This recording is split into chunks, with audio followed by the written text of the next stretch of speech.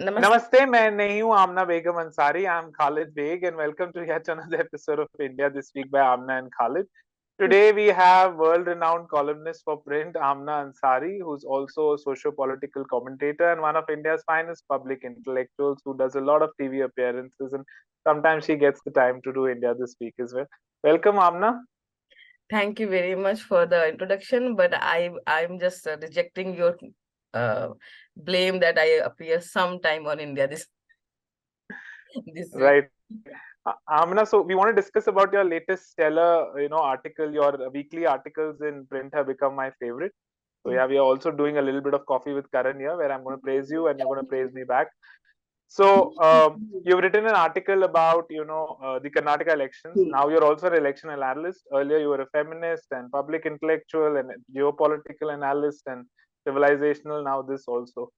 So are you trying to be the female Dr. Anand Raghunathan? Anyways, leaving aside all that, you said in your title that not just BJP, here's why all parties must learn from Congress's thumping win in Karnataka. In your first, paragraph, you say that voters should be protected from fear mongering. You say that the first and most crucial lesson is that the term fascism is often used by communists and Islamists to exploit the very democracy that even gives them the right to call a democratically elected government as illegal. Could you elaborate on this? What are you trying to tell the young generation in particular?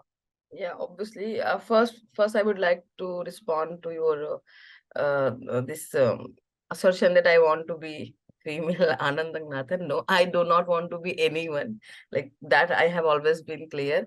I just want to do whatever I feel like I can do, and my thinking mind can grasp the realities of around the issues. So I just want to talk about those issues. That's it. Mhm. And the passion is different. Like the passion still, my passion is still would be around women issues, especially Indian Muslim women issues, because I do believe that we are legally marginalized. So first I have to work there, and that is something my aim, passion, goal, whatever you can say. So Right. let's come back to your question, the first paragraph of my article. So the that is very simple. I mean, every time you see if a political party wins, and it's like I'm not only blaming one side, I also have seen that the other side also does it. Like EVS is not working, EVS is the hack, EVS must, EVM, yeah, electronic voting machine. EVM, sorry, thank you for correction. EVM machine is hacked. So the narrative like this gives a kind of um, image, a kind of perception that democracy is not functioning properly in India. And it also gives kind of perception to a lot of individual voters that if you will go even and vote, what will happen? We even don't know how fair the election is. So ये सारी जो चीजें हैं, that is a very big problem for Indian um, citizens, Indian democracy. Apart from that, चलो ये तो एक अलग प्रॉब्लम है जो है। एक बहुत बड़ा जो नरेटिव खेला जाता है वो है कि अगर बीजेपी हर जगह जीत रही है और इतनी थम्पिंग विनिंग उनकी हो रही है तो there is a fascism, clear cut.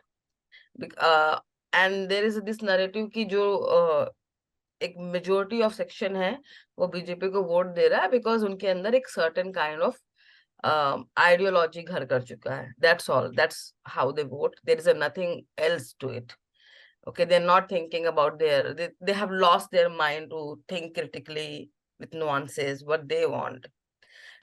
But same time जब दूसरी पार्टी जीतती है तो बोलते हैं डेमोक्रेसी, मतलब within a few hours, few years, within a few years Spain, वही जो मासेस है अभी फासिस्ट हो चुकी थी और अभी वो वापस से सेक्युलर बन गई है।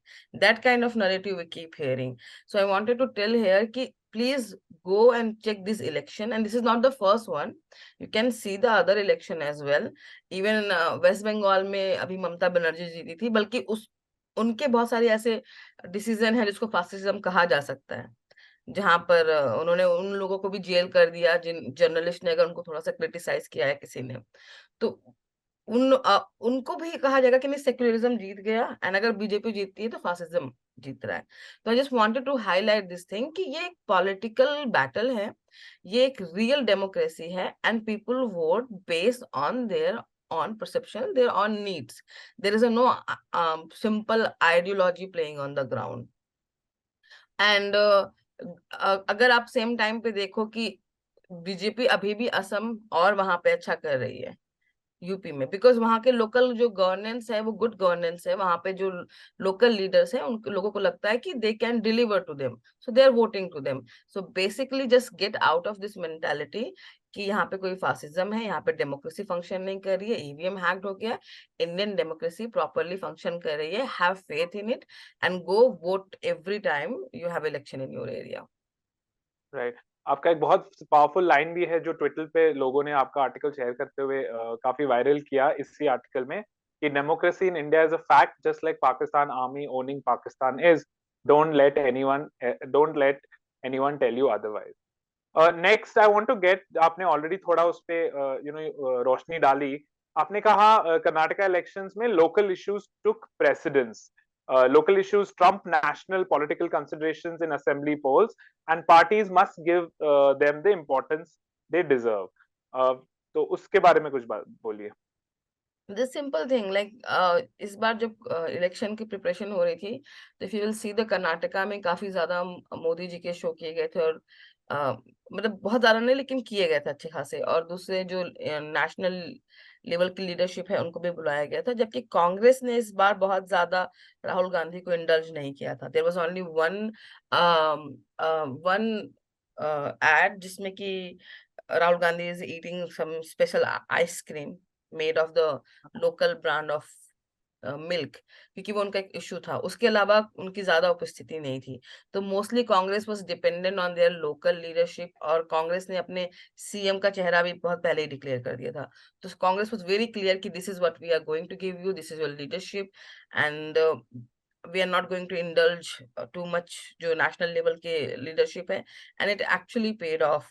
एंड जो इश्यूज भी उन्होंने उठाए थे वो इश्यूज भी अमूल वर्सेस नंदिनी जो मिल्क कॉरपोरेशन है, तो क्योंकि लोकल लोग काफी ज्यादा जो उनका लोकल डेयरी प्रोडक्शन है उससे जुड़े हुए हैं, तो उनके लिए वो सेंटिमेंटल था, because they don't want, they feel more comfortable and they want it to work there.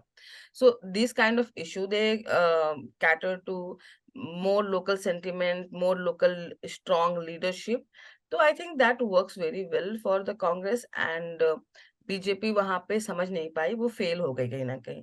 तो this the thing is that कि जब भी हम इलेक्शन की बात करते हैं, तो जब नेशनल लेवल का जो इलेक्शन है that would be very different than the state assembly level का, बिकॉज नेशनल इंटरेस्ट के इशू पे लोग वोट देंगे, बट बॉर्डर्स के सिक्योरिटी के इशू पे भी लोग वोट देंगे, बट जब स्टेट की बात है तो that won't mattering them to that much, and they know कि हाँ there is this slogan also double engine की सरकार and all, but people know कि अगर डबल इंजन की सरकार नहीं भी है तो इट डजंट मीन कि हमारी गवर्नमेंट वर्क नहीं कर पाएगी, because after getting election state काम करेगी सेंटर के साथ, so they don't live in a certain kind of authoritarianship, so they know कि हमारी जो डेमोक्रेसी है that will function properly, and double engine की सरकार उतनी मैटर नहीं करती जितनी की लोकल लीडरशिप का पावरफुल होना, to have a certain kind of people who can handle the issue within the state, because Modi कितने भी पावरफुल हों वो स्टेट में नहीं आएंगे, वो अपना सेंटर के लेवल पे काम करेंगे। So I think this should be now clear to everyone कि एक बार जो ये चल गई थी हवा, जब 2014 में आई गेस या 19 में सारे ही इलेक्शन कहीं बीजेपी ने स्वीप कर लिए थे इन स्टार्टिंग, वो नहीं होने वाला है, आपके लीडरशिप के ऊपर ही आपको वोट मिलने वाली है। राइट। फिर आपके अगले पैरा पे आते हैं। आपने कहा है कि appeasement and controversy won't yield results.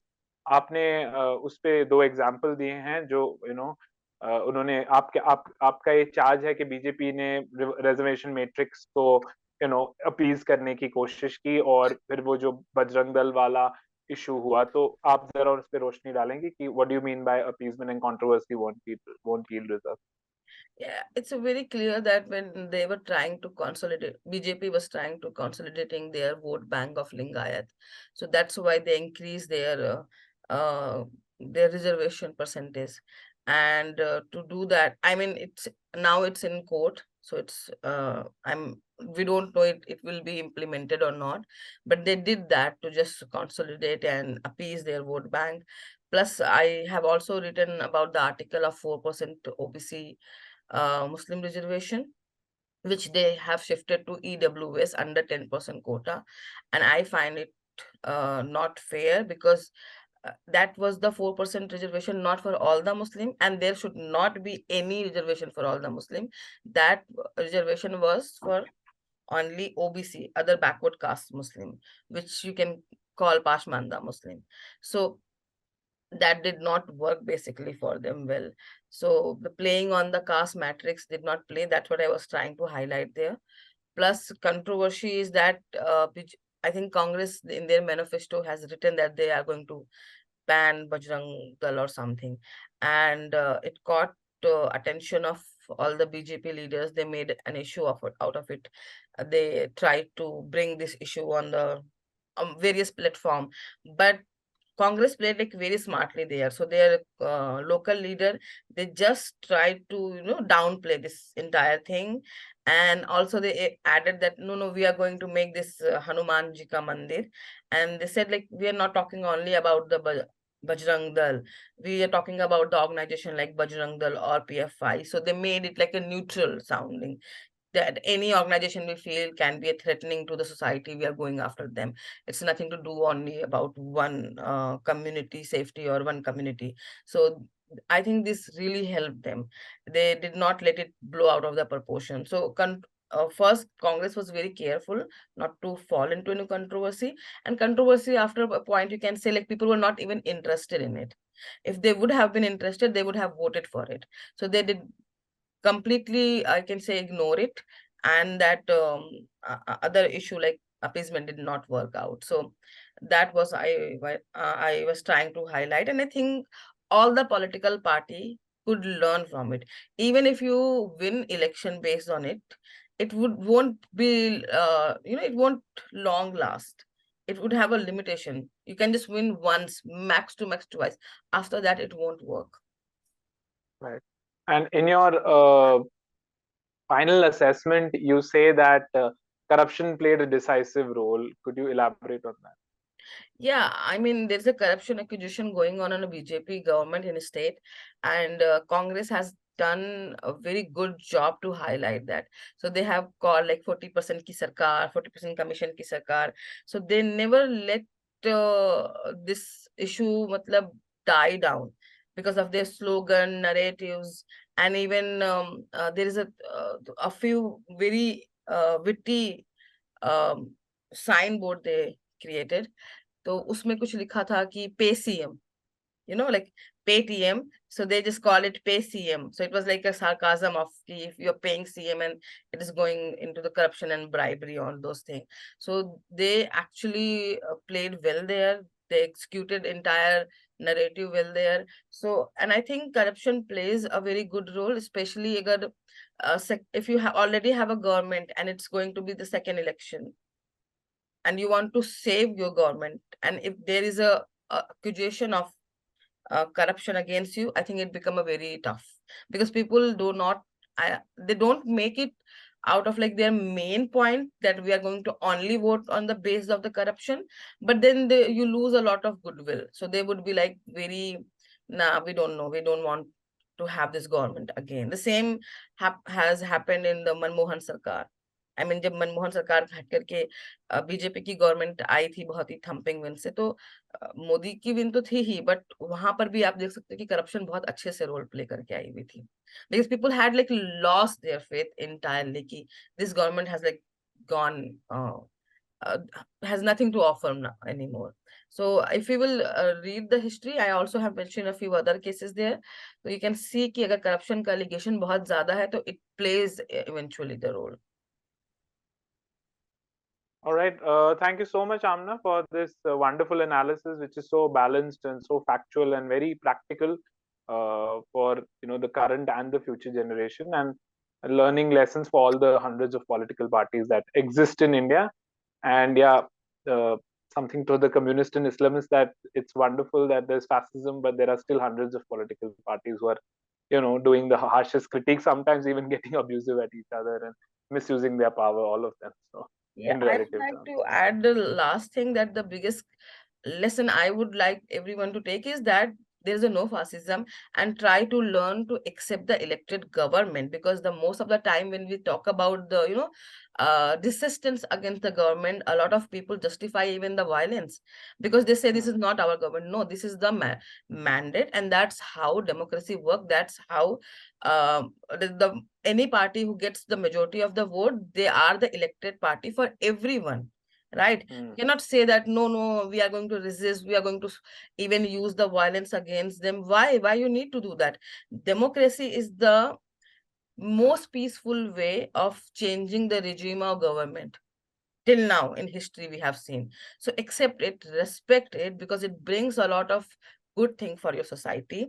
Or any political party comes into the power, yes, you don't like the political party, raise your voice. The same government has, sorry, same democracy has given you the right to raise your voice, criticize them, but do not indulge in the idea that they are not legitimate government or representative of the people, right? And do not get tempted by this idea that we are going to resist it by blood or by violence or anything, because no, this is not what happening in India. It's just the changes of the government, changes of the ideology people believe in for a certain time, and it will keep happening according to the need of the time.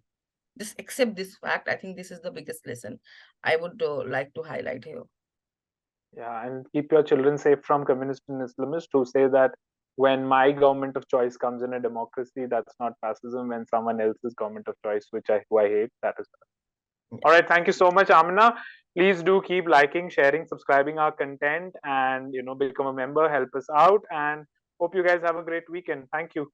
Thank you, bye.